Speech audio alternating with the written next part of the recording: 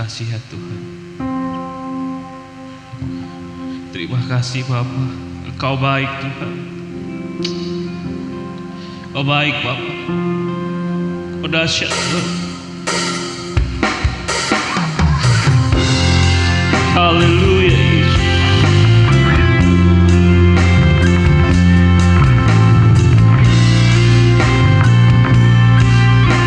Haleluya.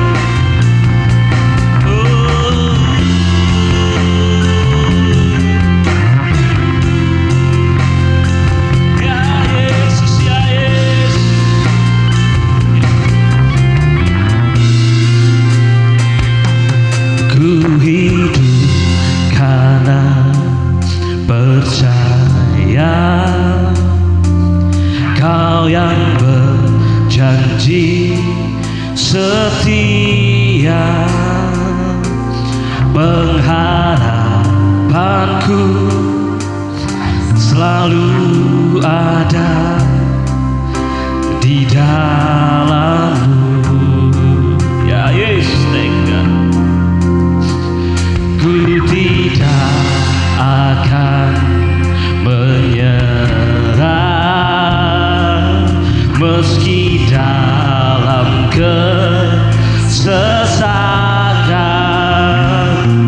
Seluruh hidupku dalam genggaman-Mu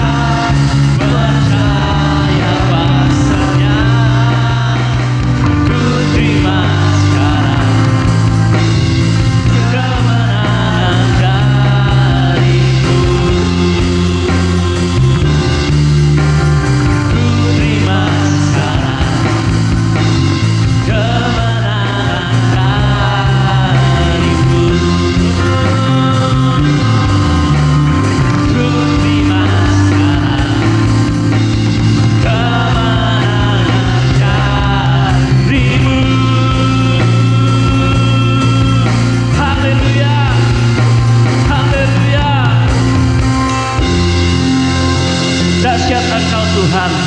Ajaib segala perbuatan-Mu dalam kehidupan kami. Kami layak memuji menyembah-Mu ya Bapa.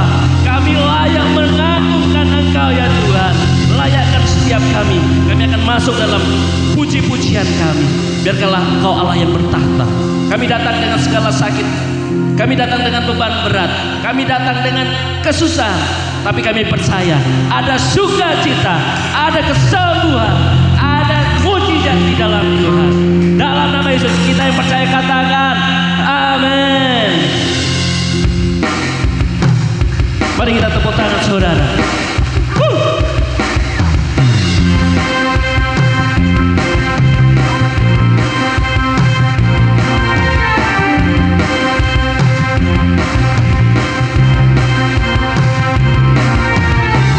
Terpujilah nama-Mu Tuhan, ajaib dan penuh.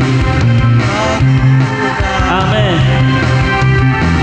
Satu suara kami nyatakan, kebesaran-Mu tetap selamanya. Terpujilah nama-Mu Tuhan, ajaib dan penuh keagungan. Satu hati kami nyatakan, amin. Kerajaan-Mu kekal selamanya. Semua katakan, oh, oh, lagi. Oh, Engkaulah Raja, amin, atas dunia, yang menghancurkan kudus dan membebaskan jiwa kami. Amin. Bertepuk tangan. Engkau Tuhan berjaya dan memerintah untuk selamanya.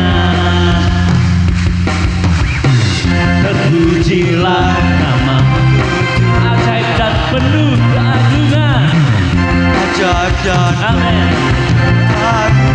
Satu hati kami nyatakan, haleluya. Kerajaan-Mu kekal selamanya. Jemaat Tuhan, lagi. 1, 2, 3.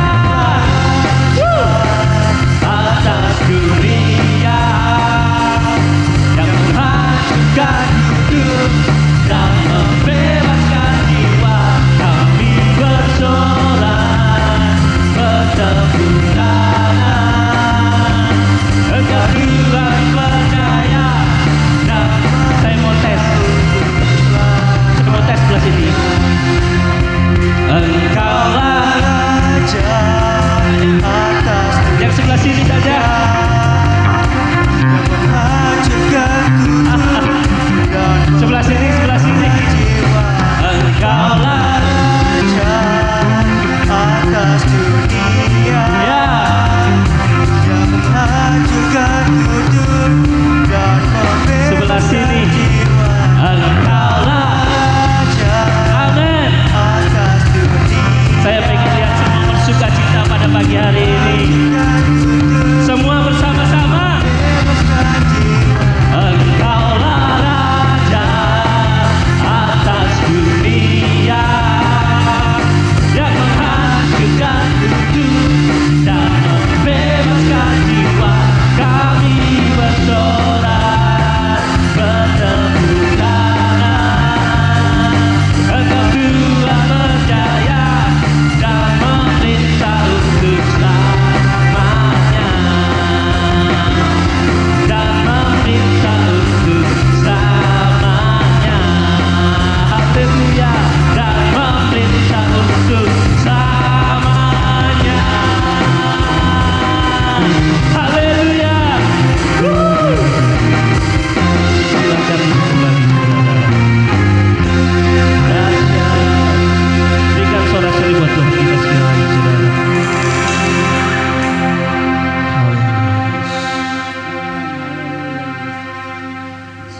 Thanks God, thanks Lord. Terima kasih ya Tuhan. Kau terlalu baik buat kami ya Tuhan. Terlalu baik buat kami ya Tuhan. Darah-Mu begitu mahal buat kami Tuhan. Pengorbanan-Mu yang besar luar biasa buat kami.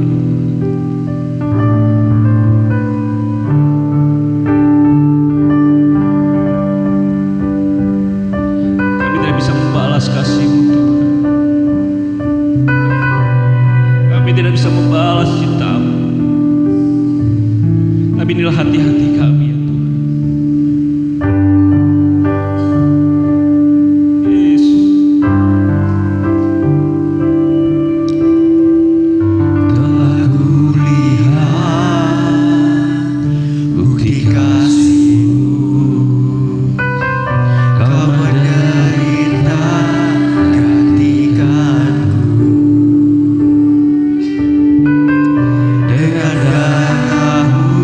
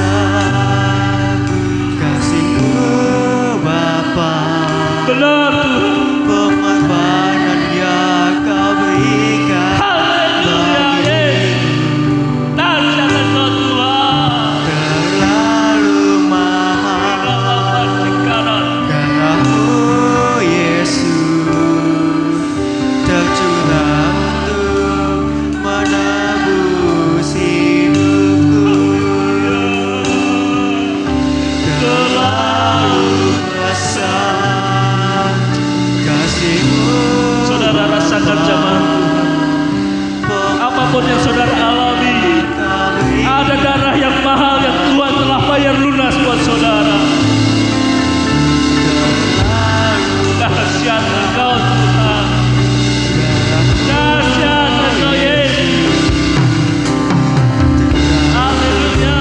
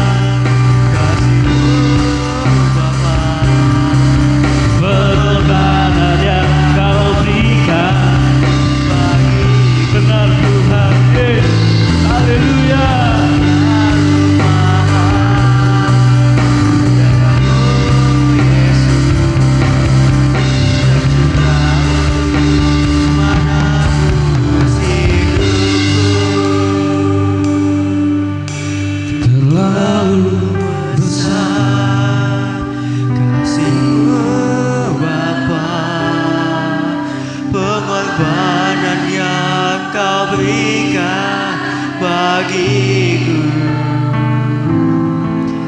terlalu mahal. Kami tidak ingin membatasi kuasa-Mu, Yesus, curahkan terus Roh Kudus. untuk menebus Berikan sorak-sorai buat Tuhan kita. Haleluya. Haleluya.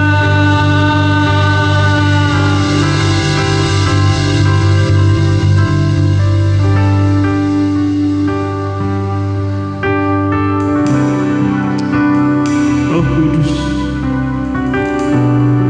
Roh Kudus. Roh Kudus. Terus saudara rasakan hadirat Tuhan. Ya Roh Kudus, ya Roh Kudus, ya Roh.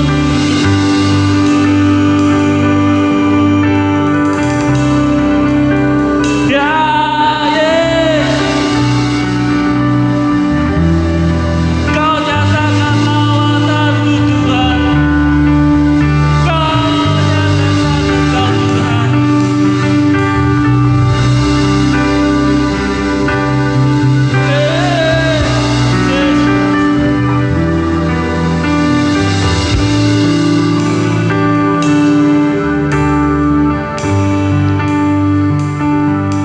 Selalu ada jalan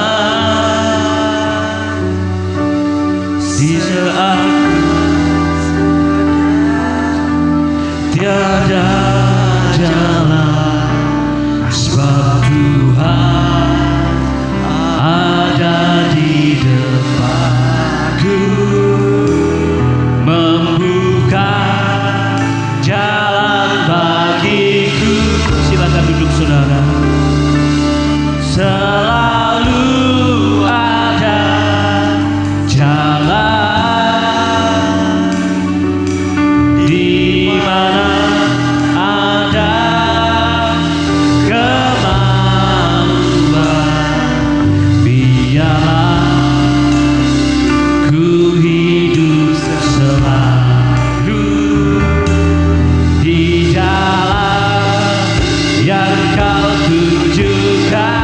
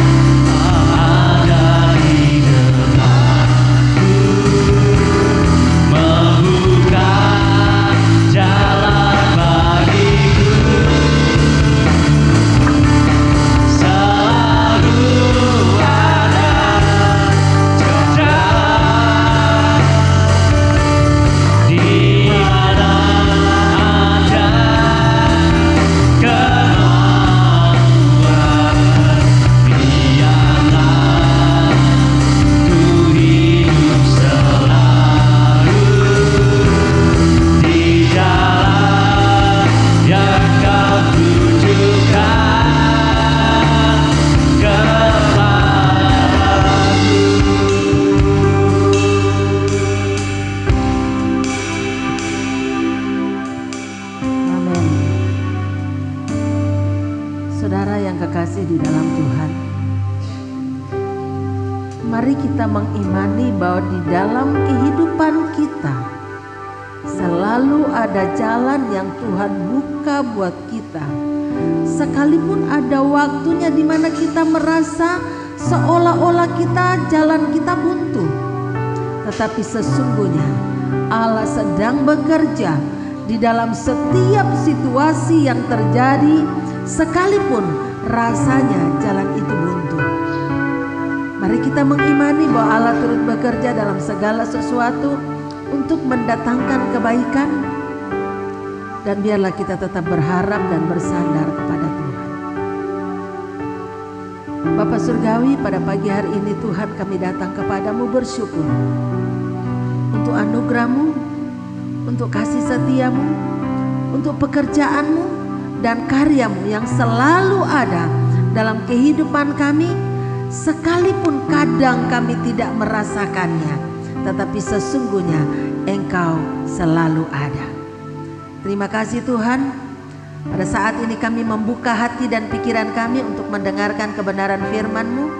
Berbicaralah bagi kami, urapi hamba-Mu yang sangat terbatas ini, tetapi biarlah Engkau sendiri akan berbicara melalui hamba-Mu, sehingga seluruh sidang jemaat-Mu yang hadir maupun yang beribadah online akan menikmati lawatan Tuhan dan akan dipuaskan oleh jamahan Tuhan.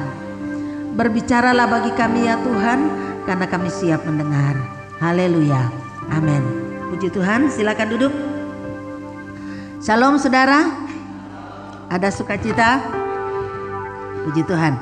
Hari ini kita memasuki bulan yang ke-10, dan rasanya tinggal 2 bulan lagi kita sudah merayakan Natal saudara. Dan kita mulai dengan tema yang baru. Kalau 2 bulan yang lalu berturut-turut kita membahas mengenai tema kemerdekaan di dalam Kristus, dan hari ini kita mau belajar bersama-sama bahwa selama kita menjalani kehidupan kita, selama kita berjalan di dalam peperangan kita, perjuangan iman kita, Allah turut bekerja. Amin. Katakan, Allah turut bekerja. Dan yang menjadi dasar kita di dalam Roma pasal 8 ayat 28. Demikian bunyi firman Tuhan. Kita baca bersama-sama. Kita tahu sekarang bahwa Allah turut bekerja dalam segala sesuatu untuk mendatangkan kebaikan bagi mereka yang mengasihi Dia, yaitu bagi mereka yang terpanggil sesuai dengan rencana Allah. Saya ingin bertanya kepada saudara, apakah saudara yang hadir pada pagi hari ini mengasihi Tuhan? Amin. Kalau kita adalah orang-orang yang mengasihi Tuhan, maka seharusnya kita percaya dan kita mengimani bahwa apapun yang terjadi dalam kehidupan kita, baik itu sesuatu yang menyenangkan kita, baik itu sesuatu yang membahagiakan kita, baik itu sesuatu yang memang kita dambakan, ataupun yang sebenarnya kita tidak suka, bahkan kita berdoa, Tuhan kalau boleh cawan ini lalu daripadaku. Bahkan kalau boleh kita berdoa, Tuhan saya ingin masalah ini disingkirkan dari kehidupan saya. Saya ingin saya terlepas dari masalah ini. Tetapi ternyata ada kalanya kita berdoa seperti itu, tetapi ternyata masalahnya tidak berlalu, tetapi tetap terjadi, bahkan kita harus menghadapinya. Tetapi dalam situasi seperti itu saudara, saya mau katakan, imani bahwa Allah turut bekerja di dalamnya. Amin. Amin. Itu janji firman Tuhan. Itu kata firman Tuhan. Karena di sini dikatakan, aku tahu sekarang. Sebelumnya belum tahu, tapi sekarang aku tahu. Ya, apa yang aku tahu? Allah turut bekerja. Bekerja dalam situasi apa? Dalam segala sesuatu. Untuk apa? Untuk mendatangkan kebaikan bagi orang yang mengasihi Dia dan yang terpanggil menurut rencana Allah. Kalau kita mengasihi Dia, kita mengasihi Tuhan, maka apapun yang terjadi dalam hidup kita, mari kita imani, Tuhan, aku tahu Engkau sedang bekerja. Tuhan, ajar saya untuk mengerti apa maksud Tuhan di balik semua peristiwa ini. Dan itu yang Tuhan mau. Dengan demikian, dengan kita menyadari bahwa Allah turut bekerja, kita akan selalu bersyukur dalam segala situasi. Amin. Apakah saudara masih menyadari bahwa waktu kita sakit, kita masih bisa percaya bahwa Allah turut bekerja di dalamnya? Imani bahwa Allah turut bekerja. Yang perlu kita lakukan adalah, Tuhan, ajar saya untuk mengerti apa maksud Tuhan di balik semua peristiwa yang Tuhan izinkan terjadi. Mari kita belajar dari firman Tuhan. Hari ini saya akan mengajak saudara untuk belajar dari seorang tokoh di dalam Alkitab yang mungkin kita sudah sangat kenal. Mungkin kita sudah berkali-kali mendengarkan, bahkan saya pernah mengkhotbahkan tokoh ini dari mimbar ini, tetapi dengan penekanan yang lain. Karena itu saya mau lihat dulu saudara, kalau lihat gambar ini. Saudara lihat gambar ini apa yang saudara bayangkan saudara? Ya?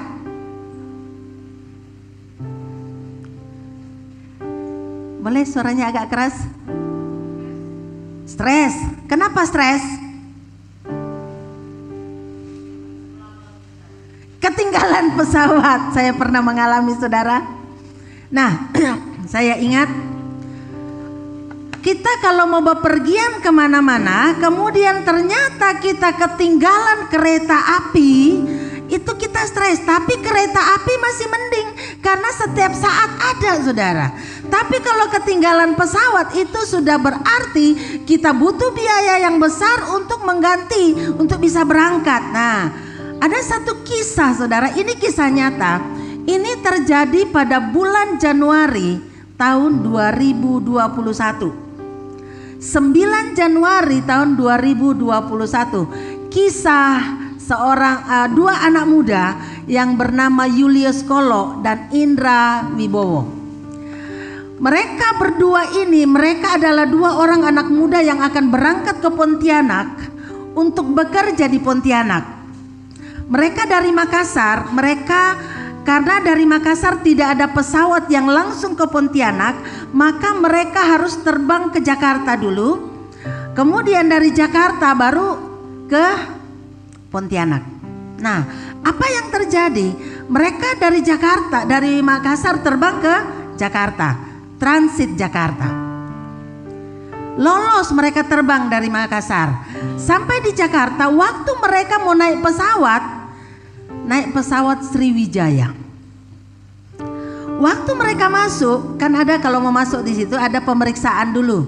Ternyata pemeriksaan karena itu lagi puncak-puncaknya masa Covid, maka harus ada tes Covid dulu. Nah, dari Jakarta dari Makassar mereka hanya menggunakan tesnya itu rapid test. Lolos mereka terbang.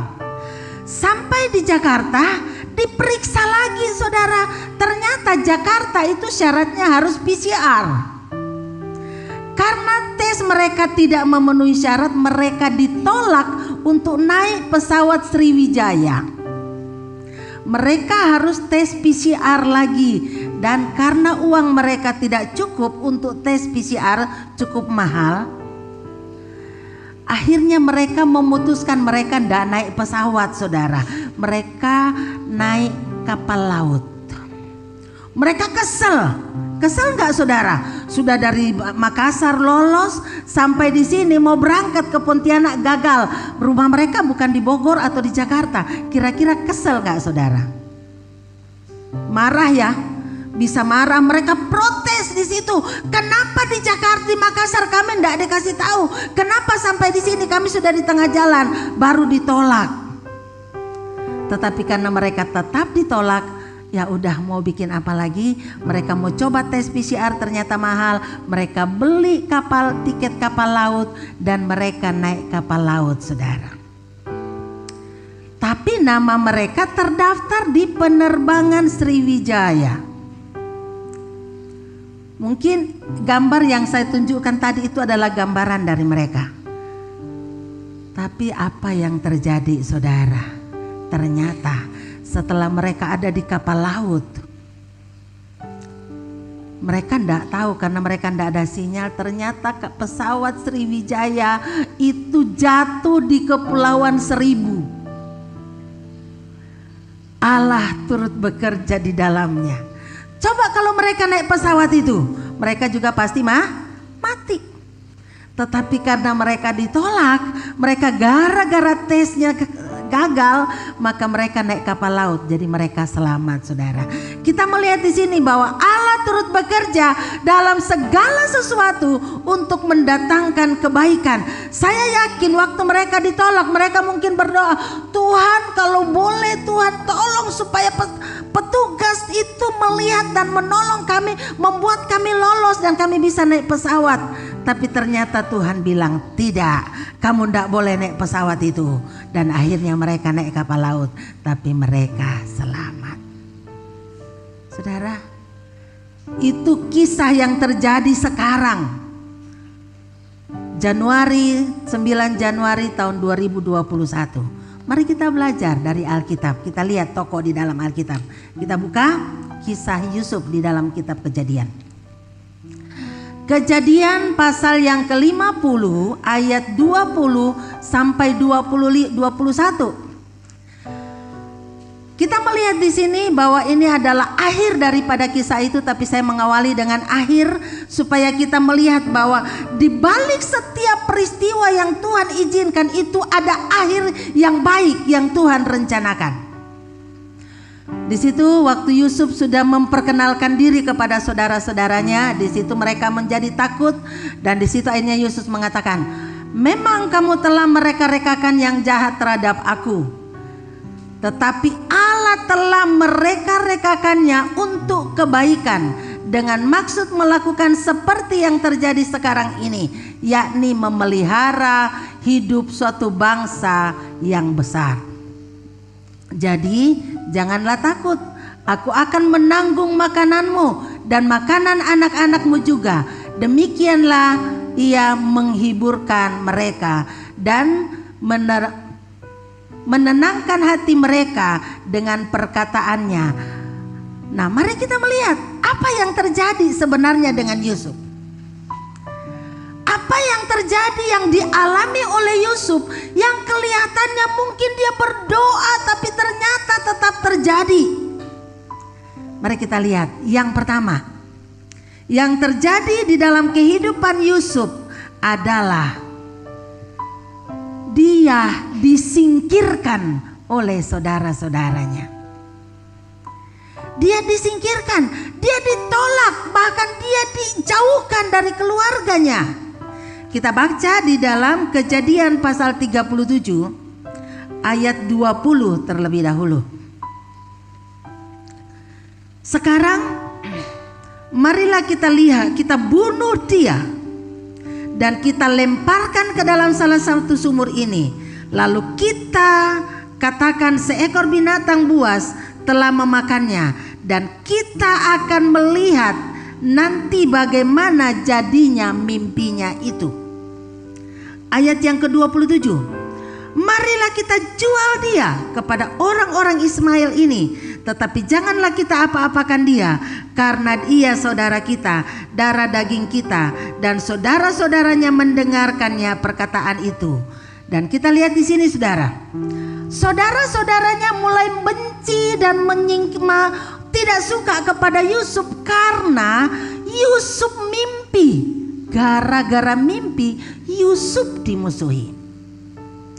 Gara-gara mimpi dia diasingkan, dia ditolak.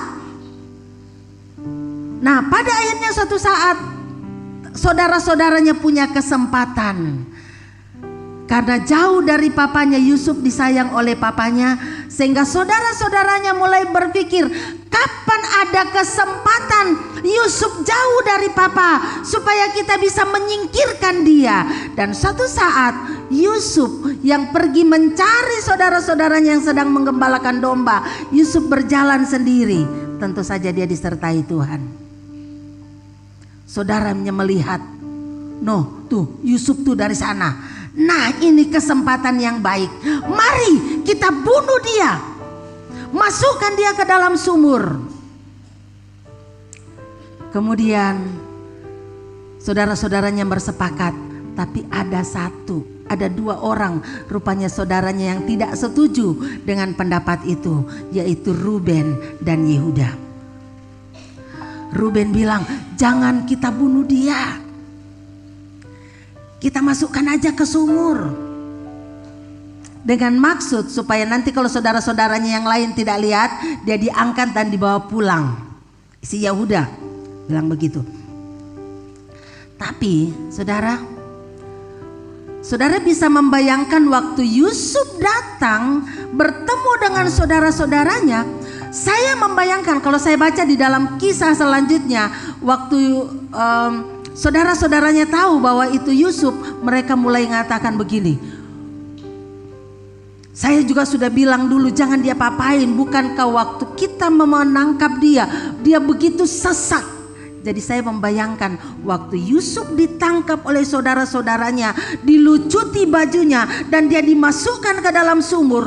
Saya membayangkan itu Yusuf berteriak dan mengatakan, kakak jangan, abang tolong saya, tolong jangan aniaya saya. Mungkin dia juga bilang, Tuhan tolong saya. Tapi apakah saudara-saudaranya melepaskan dia? Enggak, saudara. Yusuf tetap ditangkap, dimasukkan ke dalam sumur.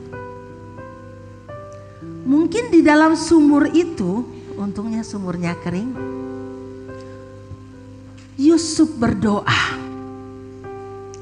Walaupun tidak digambarkan di dalam Alkitab bahwa Yusuf berdoa, tetapi kita tahu bahwa Yusuf adalah seorang yang suka punya hubungan baik dengan Tuhan.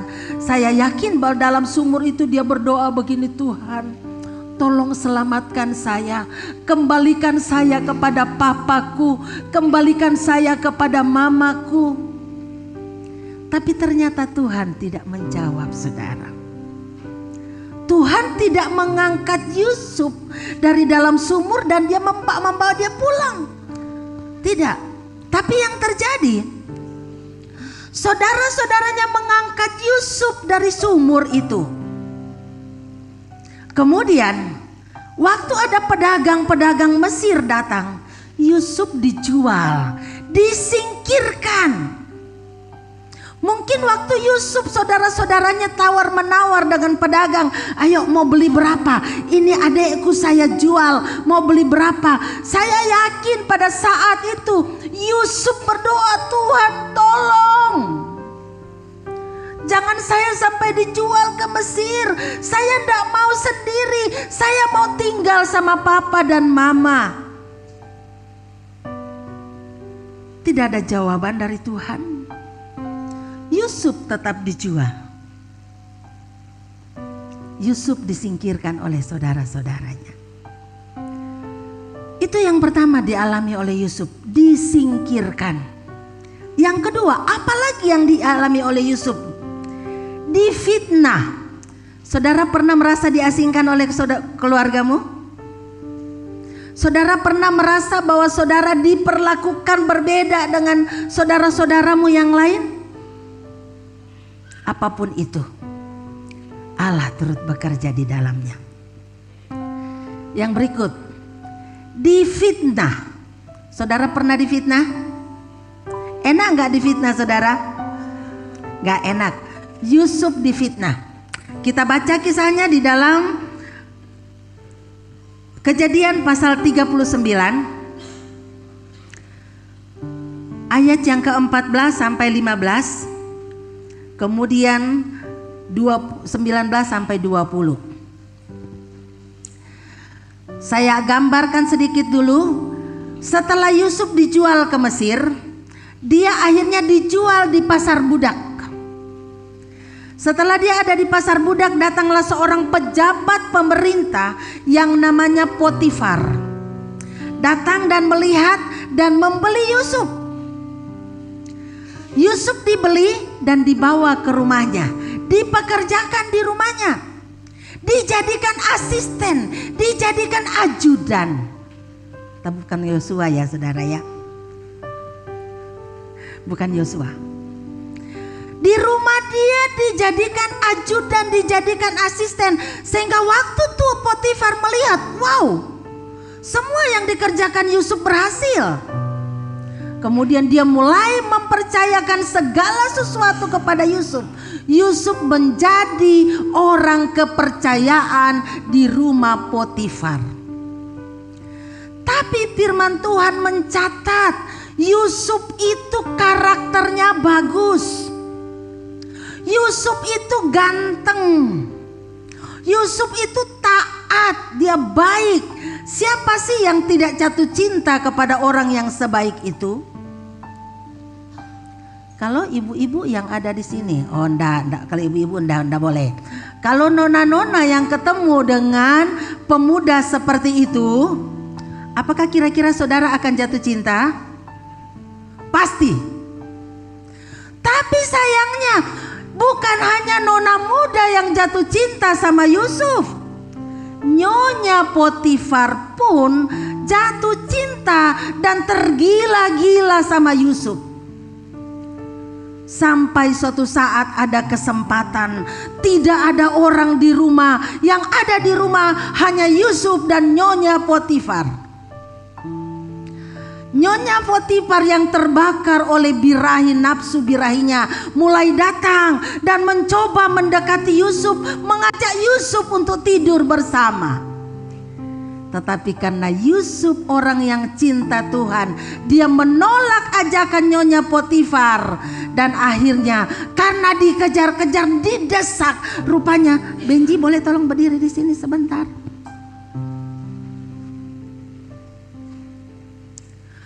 Saya membayangkan ini saudara ya.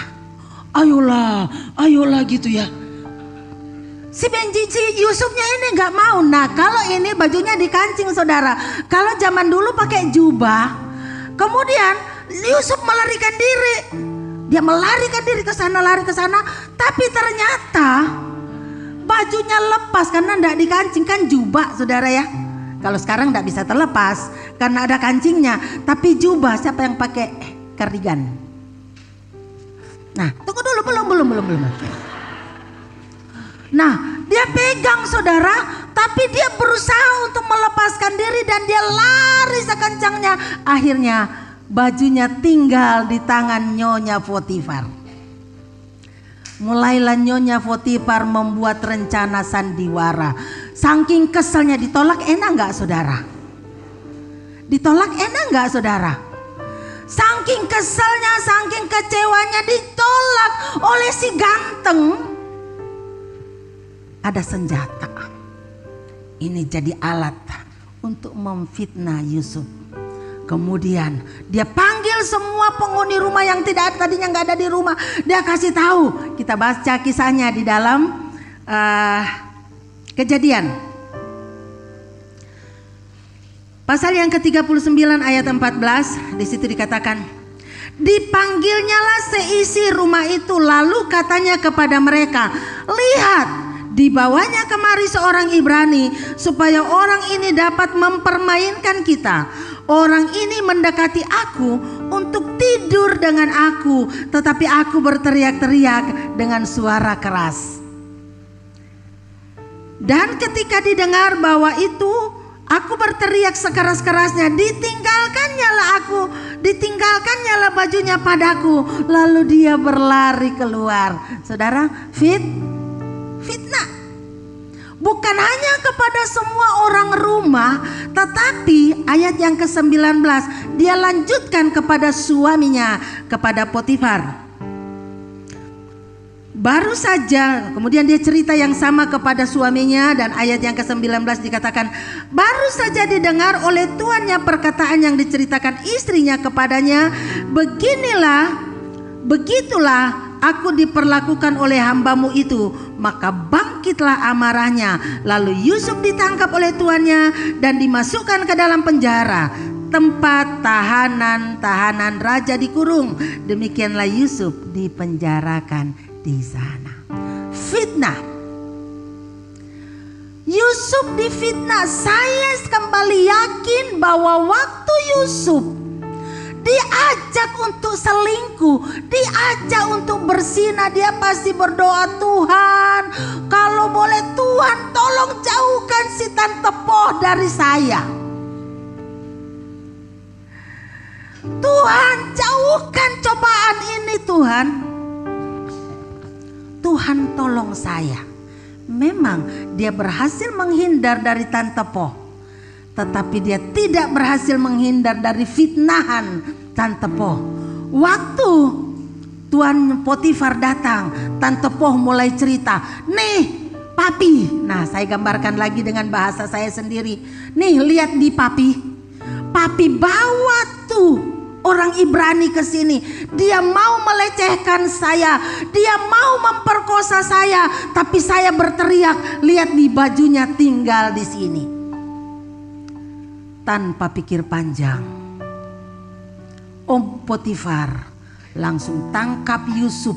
Saya yakin Yusuf pada saat itu masih mengatakan, Tuhan, saya tidak melakukannya Tuhan.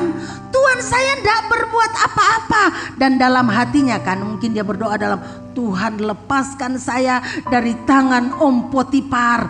Tuhan lepaskan saya dari tangan Tante Poh ini. Tapi apakah Tuhan melepaskan dia, saudara?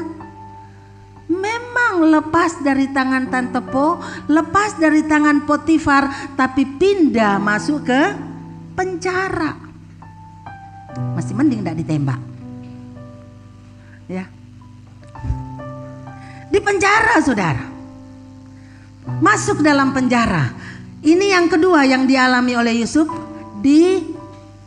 Disingkirkan, difitnah. Yang ketiga, dilupakan.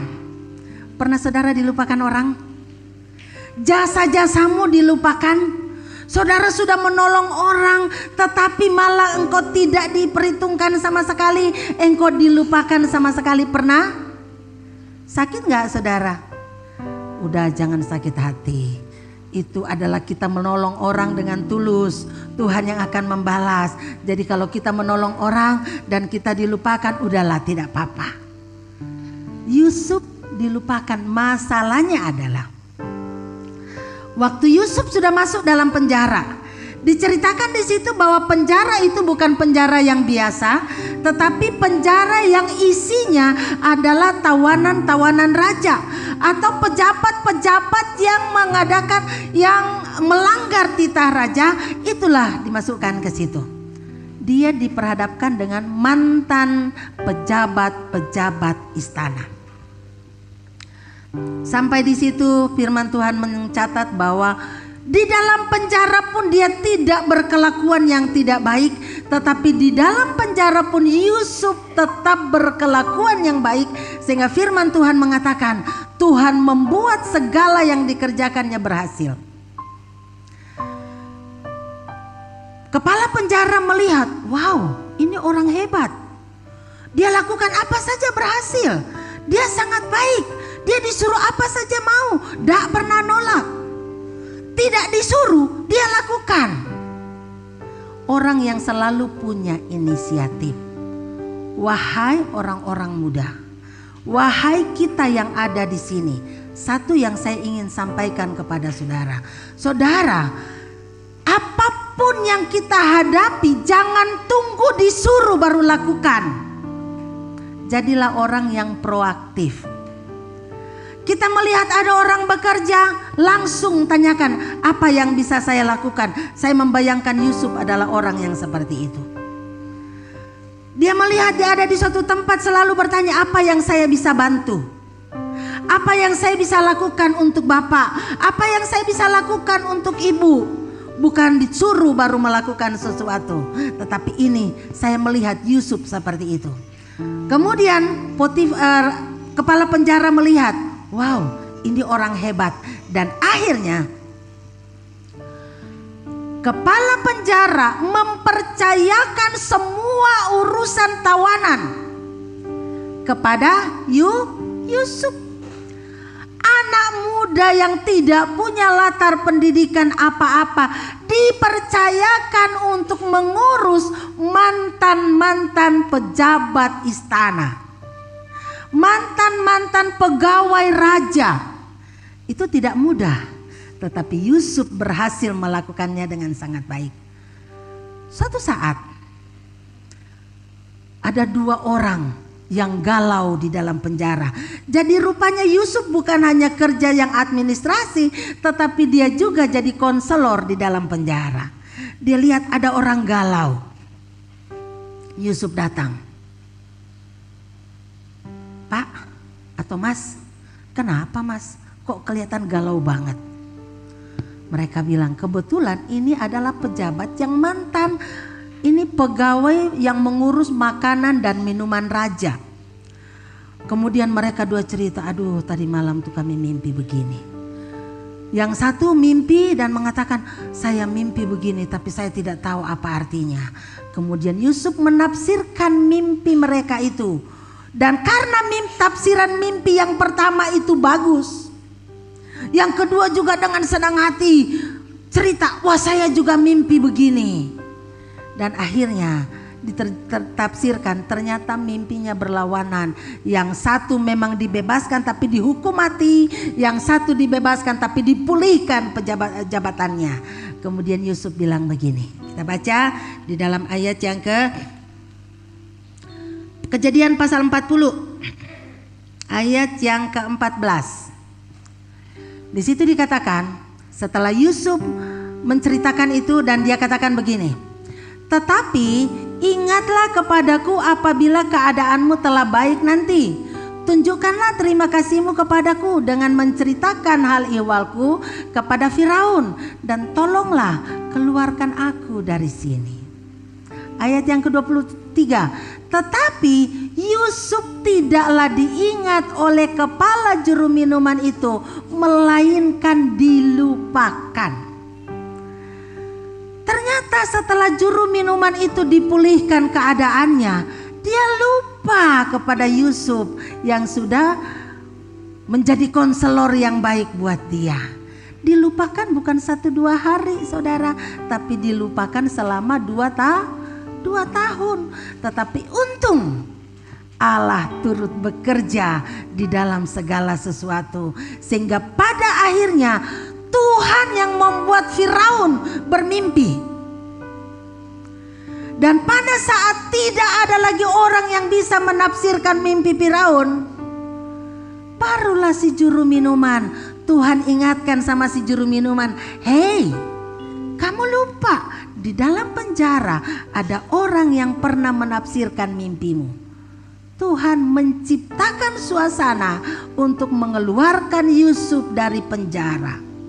Allah turut bekerja sehingga waktu Firaun mimpi dan tidak ada seorang pun di Mesir yang bisa menafsirkan mimpinya, pada saat itu juru minuman ingat, oh iya 2 tahun yang lalu di penjara itu ada seorang bernama Yusuf menafsirkan mimpi kami, dan mimpinya tafsirannya itu persis. Barulah dia bicara ke Firaun, Firaun, Tuanku, dulu saya pernah bermimpi dan yang menafsirkan adalah Yusuf. Kemudian Yusuf akhirnya dikeluarkan dari penjara. Dan dari peristiwa itu Yusuf diangkat menjadi pejabat, menjadi wakil raja. Kalau Firaun itu adalah julukan bagi raja-raja Mesir. Jadi wakil Firaun kalau di Indonesia itu wakil presiden. Yusuf dikeluarkan dari penjara dan dia sudah lulus. Saudara, kita melihat sebenarnya Allah sedang mengizinkan Yusuf diasingkan, Yusuf difitnah, Yusuf dilupakan karena Tuhan membawa Yusuf ke dalam sekolahnya Tuhan. Saya membayangkan saudara, sekolahnya Tuhan itu seperti apa. Yusuf diasingkan, dia dikeluarkan dari lingkungan keluarganya. Orang mau sekolah itu kan kadang harus meninggalkan rumahnya ya. Kayak ini anakku mau mulai kos, nanti sore saya harus antar dia kos karena dia harus kuliah. Tadi malam anak saya tanya, mami sedih nggak aku mau pergi? Saya bilang tidak. Kenapa? Wong anak saya mau pergi berjuang kok untuk meraih masa depannya. Masa saya sedih? Saya harus antar dengan penuh sukacita. Bukan berarti saya tidak senang dia pergi, enggak. Tapi Yusuf dikeluarkan, diasingkan oleh saudaranya. Tuhan bawa dia keluar dari lingkungannya supaya Tuhan bawa dia ke sekolahnya Tuhan. Amin, saudara. Yusuf melihat itu sehingga pada akhirnya dia mengatakan, memang kamu sudah merencanakan yang jahat untuk aku, tapi Tuhan memakai itu, Tuhan merencanakan untuk yang terbaik. Amin. Diasingkan tidak enak, tetapi Tuhan punya rencana di balik itu. Yusuf dimasukkan ke sekolah mana, saudara? Yusuf dibawa ke rumah Potifar. Dia jadi pembantu di sana. Dari pembantu yang mungkin ngurus kebun dulu, ternyata berhasil dan diarahkan untuk mempercayakan seluruh kekayaan Potifar. Saya berpikir Yusuf dibawa ke fakultas ekonominya Tuhan. Amin. Yusuf dibawa ke fakultas ekonominya Tuhan supaya Yusuf diajar bagaimana mengatur keuangan, bagaimana mengatur harta benda, bagaimana mengatur segala sesuatu yang ada, karena Tuhan mempersiapkan Yusuf untuk mengurus kekayaan Mesir. Setelah lulus, pindah kuliah, saudara. Masuk, Tuhan bawa lagi dia ke penjara. Penjara mengurus apa tadi, saudara? Mengurus orang-orang yang bermasalah. Mantan-mantan pejabat yang korupsi mungkin, mantan-mantan pegawai yang memberontak mungkin. Tuhan melatih dia untuk mengurus orang-orang tawanan. Saya berpikir Tuhan membawa dia ke fakultas manajemen kepemimpinan supaya dia belajar bagaimana memimpin, dia belajar bagaimana mengatur masyarakat, bagaimana dan sebagainya, mengatur orang-orang susah. Dan waktu juru minuman keluar itu kan belum 2 tahun, belum lulus dia. Makanya Tuhan mengizinkan juru minuman itu melupakan dia. Setelah 2 tahun dia melewati proses sekolahnya Tuhan, sudah lulus, sini saatnya dia diwisuda, saudara. Dan Tuhan sendiri yang mewisuda Yusuf melalui Firaun. Karena waktu dia keluar dipanggil dari istana, dari penjara, dia menafsirkan mimpi raja. Langsung dikenakan pakaian kerajaan, dikasih cincin materai, dikasih jubah kerajaan. Jadi jubahnya yang tadi ditanggalkan karena menghindari tante Po, dikasih jubah yang jauh lebih bagus. Amin, saudara. Bagaimana dengan saudara dan saya? Adakah tantangan, adakah masalah yang saudara hadapi? Adakah doa-doa yang saudara naikkan kepada Tuhan tetapi seolah-olah Tuhan tidak menjawab? Sehingga saudara mungkin berpikir, kenapa Tuhan tidak menjawab saya? Tapi ingatlah, Allah turut bekerja. Amin. Mari kita akan tunduk kepala. Kita merenungkan kebenaran firman Tuhan ini. Selalu ingat, Allah turut bekerja. Apapun yang Tuhan izinkan terjadi dalam hidupmu, mungkin kita sudah berdoa, tapi kok nyatanya gak ada jawaban. Percayalah, Allah turut bekerja di dalamnya.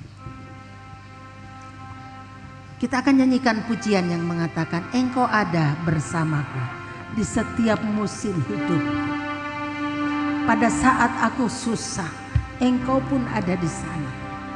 Pada saat aku sakit, Engkau pun ada di sana. Pada saat aku difitnah, Engkau pun ada di sana. Pada saat aku disingkirkan orang, Engkau pun ada di sana. Bahkan pada saat aku dilupakan orang, Engkau tidak pernah melupakan aku.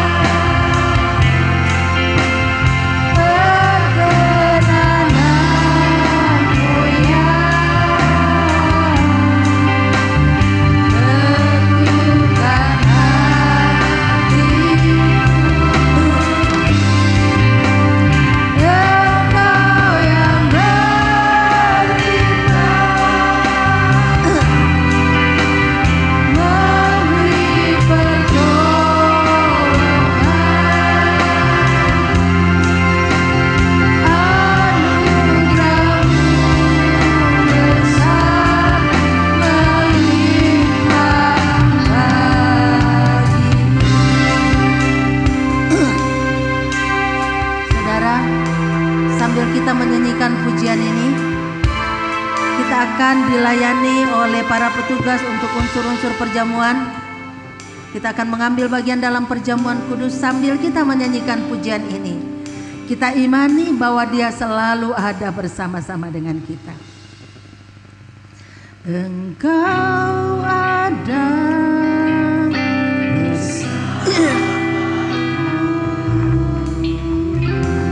di setiap musim hidupku. Tak pernah Kau biarkan ku sendiri.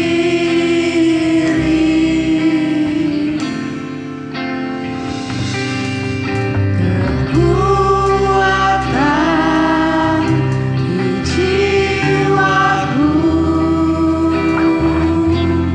adalah bersamamu.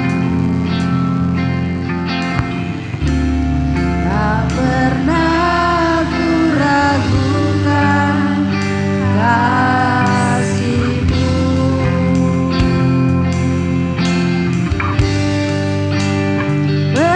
Bersamamu Bapa, ku lewati semua perkenanan-Mu yang teguhkan hatiku. Engkau yang bertindak, memberi pertolongan. Anugerah-Mu besar berlimpah bagiku. Bapa Surgawi, Pada pagi hari ini Tuhan, hati kami penuh dengan ucapan syukur. Karena sekarang kami tahu bahwa Engkau turut bekerja dalam segala sesuatu untuk mendatangkan kebaikan bagi kami yang mengasihi Engkau dan bagi kami yang terpanggil seturut dengan kerencanamu. Ajar kami Tuhan untuk selalu mengucap syukur dalam segala keadaan, sekalipun keadaan itu keadaan yang tidak kami harapkan. Tapi kami mau percaya bahwa Engkau ada di dalamnya. Bapa, pada saat ini juga kami menyiapkan hati kami untuk kami boleh mengambil bagian dalam perjamuan kudus. Kami bersyukur Tuhan bahwa Engkau rela mati untuk keselamatan kami. Bahkan pada saat di Taman Getsemani Engkau pun berdoa. Engkau berdoa, Tuhan, kalau boleh cawan ini lalu daripadaku. Tetapi Tuhan tidak melepaskan itu. Tuhan Yesus harus memikul dan meminum cawan itu karena untuk keselamatan kami. Terima kasih Tuhan. Kami bersyukur karena Tuhan tidak menjawab doa Tuhan Yesus pada malam itu. Tuhan tidak mengangkat cawan itu dari Tuhan Yesus, tetapi cawan itu, salib itu tetap dipikul oleh Yesus sehingga kami menikmati keselamatan daripada-Nya. Ajar kami Tuhan untuk memandang peristiwa itu dan setiap kejadian dalam hidup kami bahwa Engkau turut bekerja. Kami berdoa untuk unsur-unsur perjamuan kudus ini. Tuhan sucikan dan kuduskan agar setiap kami yang mengambil bagian dalam perjamuan kudus akan semakin dikuatkan iman kami. Pengenalan kami akan Engkau semakin bertumbuh dan kami semakin kuat di dalam Tuhan. Terima kasih Bapa, kami mau mengambil bagian dalam perjamuan kudus ini dalam nama Bapa, Anak dan Roh Kudus. Haleluya. Amin. Puji Tuhan, saya undang saudara untuk bangkit berdiri.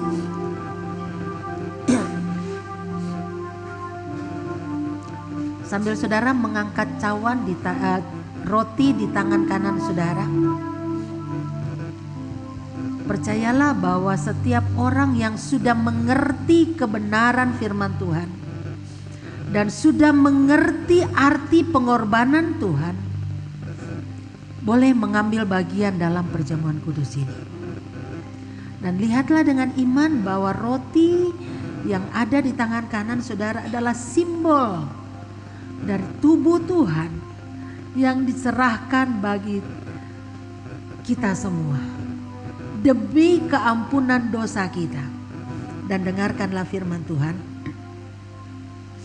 Sebab apa yang telah kuteruskan kepadamu telah aku terima dari Tuhan, yaitu bahwa Tuhan Yesus pada malam waktu Ia diserahkan, Ia mengambil roti dan sesudah itu Ia mengucap syukur atasnya. Ia memecah-mecahkannya dan berkata, inilah tubuhku yang diserahkan bagi kamu. Perbuatlah ini menjadi peringatan akan daku. Mari kita akan pecahkan roti ini bersama-sama dan kita akan makan bersama-sama dalam nama Tuhan Yesus Kristus.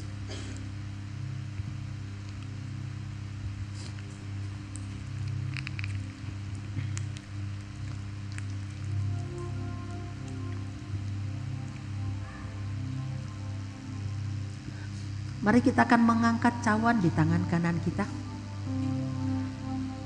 Kita melihat dengan iman bahwa cawan ini adalah simbol dari darah Tuhan. Darah yang mengalir dari setiap luka, pukulan, cambukan yang harus dipikul oleh Tuhan Yesus untuk keselamatan kita. Walaupun untuk menghadapi ini dia harus mencucurkan keringat darah dan berdoa berkali-kali, Tuhan kalau boleh cawan ini lalu daripadaku. Tetapi Tuhan tidak melalukan cawan itu selain Yesus harus meminumnya. Dan dengarkanlah firman Tuhan. Demikian juga ia mengambil cawan sesudah makan lalu berkata, cawan ini adalah perjanjian baru yang dimeteraikan oleh darahku. Perbuatlah ini setiap kali kamu meminumnya menjadi peringatan akan aku. Mari kita akan minum bersama-sama dalam nama Tuhan Yesus Kristus.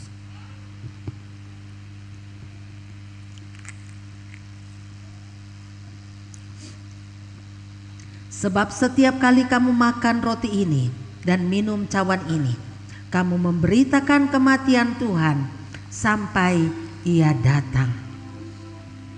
Mari kita akan mengambil waktu sejenak untuk kita mengucap syukur kepada Tuhan. Karena Tuhan tidak mengangkat cawan itu dari Tuhan. Tetapi cawan itu harus diminum oleh Tuhan Yesus. Salib itu harus dipikul oleh Tuhan Yesus supaya kita diselamatkan. Mungkin ada kalanya kita juga berdoa supaya masalah yang kita hadapi, tantangan yang kita hadapi, beban yang kita hadapi diangkat dari kita. Tetapi Tuhan tidak mengangkat beban itu. Karena ada satu rencana Tuhan yang mulia dalam hidup kita. Ada rencana Tuhan yang baik untuk semua kita. Jadi mari kita belajar bersyukur apapun yang terjadi. Terima kasih Tuhan, Engkau sungguh baik.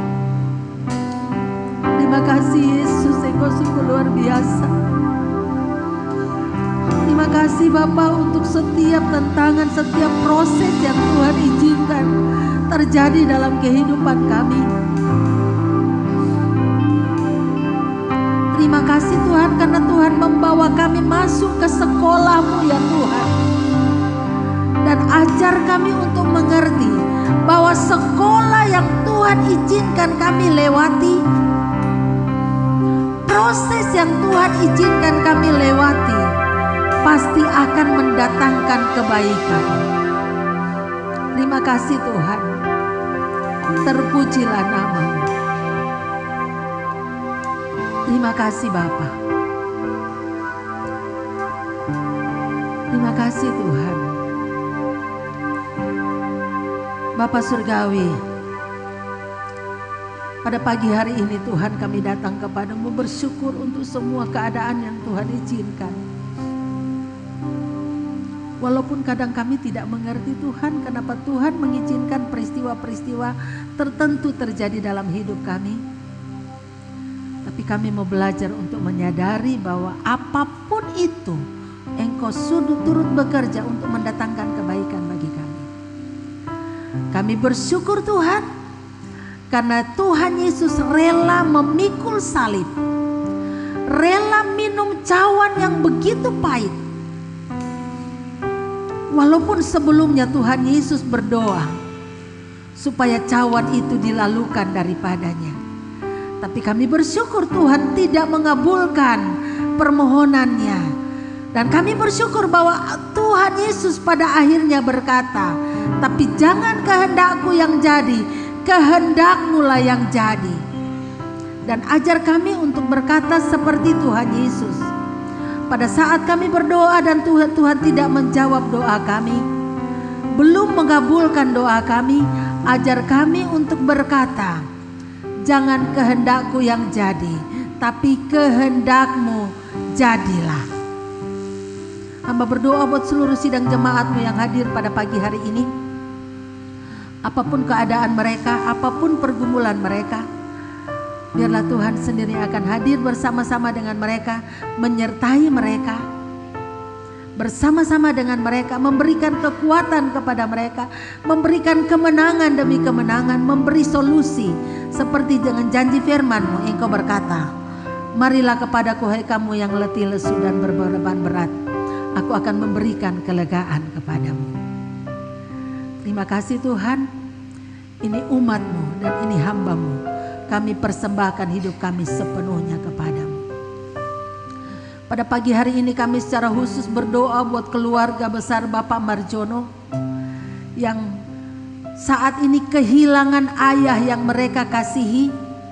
Tetapi kami mau berdoa kepadamu, biarlah Tuhan sendiri akan mengingatkan dan terus menyadarkan bahwa Bapak Marjono yang mereka kasihi sudah ada bersama-sama dengan Engkau. Dan itu akan menjadi penghiburan bagi mereka dan penghiburan bagi kami semua yang merasa kehilangan karena Tuhan memanggil salah seorang dari saudara kami. Kami menyerahkan seluruh sidang jemaat-Mu pada pagi hari ini. Apapun pergumulan mereka, apapun masalah mereka, Engkau adalah jawaban. Kami menyerahkan pemerintah kami, apapun situasi yang dihadapi pemimpin-pemimpin kami pada saat ini, Engkau adalah jawaban bagi mereka. Engkau sumber hikmat bagi mereka. Kami juga berdoa buat gereja-gereja-Mu dimanapun mereka berada. Kami percaya bahwa Engkau selalu ada bersama-sama dengan kami, seluruh umat-Mu, seluruh gereja-Mu.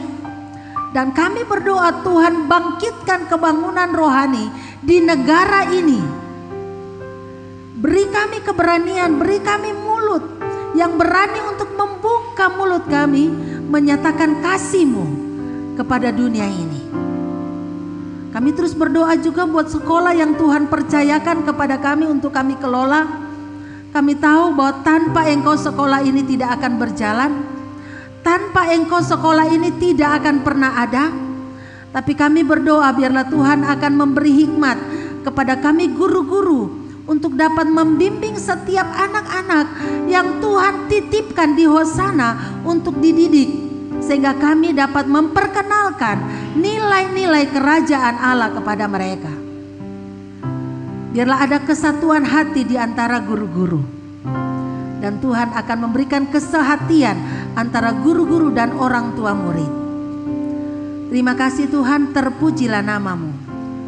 Kami berdoa buat kami semua, hamba-hamba-Mu yang sudah melayani hari ini. Tuhan akan memulihkan kekuatan dan tenaga mereka, sehingga kami semua akan tetap ada di dalam panggilan-Mu. Dan biarlah kami terus menjaga kekudusan hidup kami sambil menunggu kedatangan-Mu. Bapa kami yang di surga, dikuduskanlah nama-Mu, datanglah kerajaan-Mu, jadilah kehendak-Mu di bumi seperti di surga. Berikanlah kami pada hari ini makanan kami yang secukupnya, dan ampunilah kami akan kesalahan kami, seperti kami juga sudah mengampuni orang yang bersalah kepada kami. Dan janganlah membawa kami ke dalam pencobaan, tapi lepaskanlah kami daripada yang jahat. Karena Engkau-lah yang mempunyai kerajaan dan kuasa dan kemuliaan sampai selama-lamanya. Angkatlah kedua tangan saudara di hadapan Tuhan dan terimalah berkat Tuhan. Tuhan memberkati engkau dan melindungi engkau. Tuhan menyinari engkau dengan wajah-Nya dan memberi engkau kasih karunia. Tuhan menghadapkan wajah-Nya kepadamu dan memberi engkau damai sejahtera.